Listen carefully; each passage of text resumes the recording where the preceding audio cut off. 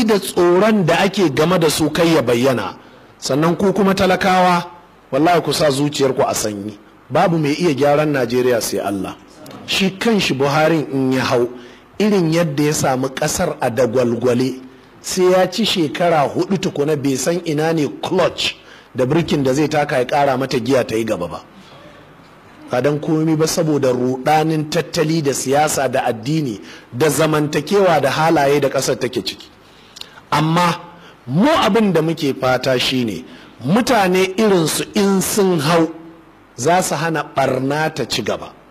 To matukar aka samu barna aka tsai da ita daga inda aka same ta, to in Allah ya so an sanya ɗan ba dangane da gyara, ana sa rai gyara zai biyo baya. Domin idan gobara ta kama wuta a gida, me ake fata? A yi marmaza a kashe ta kafin ta raunata gidan. Idan ta raunata gidan, in aka zo baki ɗayan kayan gidan sun ƙone, gidan kuma sai an sake gina wani. Idan ku iya abin da ta ci in aka tashi gyaran da za a yi kaɗan ne daga inda ta tsaya. To abin da muke fata kenan, bawan Allah nan in Allah shi ya ɗauka ya ba, mu sai mun taya shi da addu'a, sai kuma mun taya shi da haƙuri, kuma mu sani da cewa ko shi ɗin ne sai an shekara da shekaru wuta ƙasar nan bata gyaru ba, ruwan harkar ƙasar nan bai gyaru ba, saboda na daga cikin matsalar hukumomin ƙasar irin nepa da water board shine wasu tsofaffin kuraye ne da wasu tsofaffin jiragen ruwa waɗanda sun riɗe a gabar teku, su ba a janye su ba, su kuma in sabo ya zo zai sauke kaya ba za su ba shi guri ba. To kaga ba a daɗe ba a sauke kaya ba. Saboda haka ya kamata mutanen ƙasar nan su faɗaka.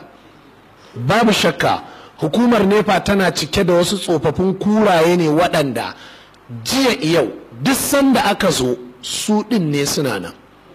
Haka idan har ba revolution za a yi na tacewa da tantance duk wani tsohon burgu da duk wata tsohuwar kura da duk wani muzuru mai ci ba bismillah ba, wallahi alazimi kasar ba za ta gyaru ba.